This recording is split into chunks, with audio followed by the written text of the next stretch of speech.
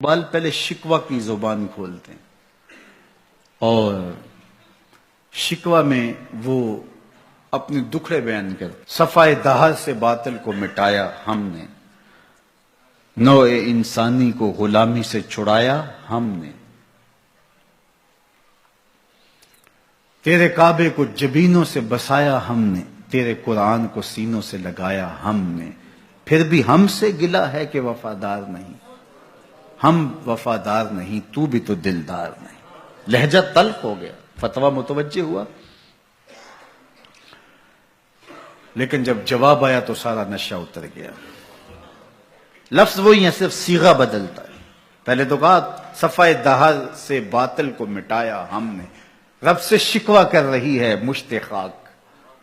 اقبال کی زبان بول رہی ہے کہ ہم نے جنگیں لڑی، ہم نے پہاڑوں کے کلیجے چیرے، ہم نے سمندروں میں گھوڑے ڈال دیے، ہم نے تیرے دین کے لیے کیا کیا نہیں کیا. برستے تیروں میں ہم نے نمازیں نہیں ادا کی، ہم نے کربلائیں نہیں سجائیں، ہم نے کیا کچھ نہیں کیا، اور آج ہم ذلیل ہیں. 56-57 اسلامی ملک کو ذلت و رسوائی کا عالم. تو اقبال شکوہ کنا ہوتا ہے. صفائے دہر سے باطل کو مٹایا ہم نے، نوع انسانی کو غلامی سے چھڑایا ہم نے، تیرے کعبے کو جبینوں سے بسایا ہم نے، تیرے قرآن کو سینوں سے لگایا ہم نے، پھر بھی ہم سے گلہ ہے کہ وفادار نہیں. ہم وفادار نہیں، تو بھی تو دلدار نہیں. اب جواب سنیے. جواب اب ادھر سے آتا ہے، لہجہ اقبال کا ہے، وہی لفظ ہے، صرف صیغہ بدلتا ہے. آواز آ رہی ہے. صفائے دہر سے باطل کو مٹایا کس نے، نوع انسانی کو غلامی سے چھڑایا کس نے، میرے کعبے کو جبینوں سے بسایا کس نے، میرے قرآن کو سینوں سے لگایا کس نے. تھے تو آبا وہ تمہارے ہی مگر تم کیا ہو، تھے تو آبا وہ تمہارے ہی مگر تم کیا ہو. ہاتھ پہ ہاتھ دھرے منتظر فردا ہو، ہر کوئی مست مئے ذوق تن آسانی ہے.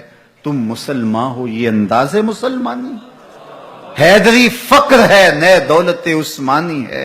تم کو اسلاف سے کیا نسبت روحانی ہے، وہ معزز تھے زمانے میں مسلمان ہو کر، تم خار ہوئے تارک قرآن ہو کر. ہاں، تم نے قرآن کو چھوڑ دیا ہوا ہے، عملاً چھوڑ دیا ہوا ہے. تم نے غلافوں میں لپیٹ کے تو رکھا، خوشبو تو اچھی سے اچھی لگائی، اونچے طاق پہ تم نے قرآن کو سجایا. سچ بتاؤ کبھی کھول کے دیکھا، سچ بتاؤ کبھی قرآن سے پوچھا میں زندگی کیسے گزاروں.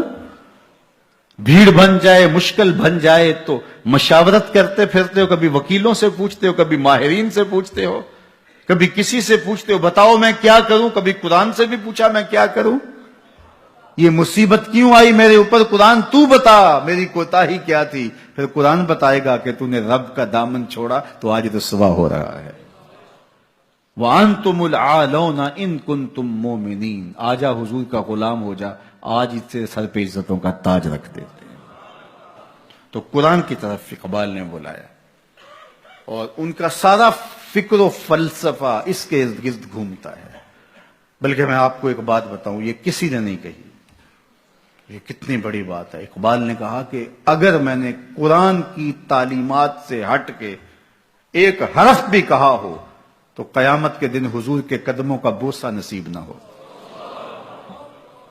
حضور مجھے آپ کے قدموں کا بوسہ نصیب نہ ہو اگر آپ کے سینے پہ اتری ہوئی کتاب سے ہٹ کے کچھ کہا ہو.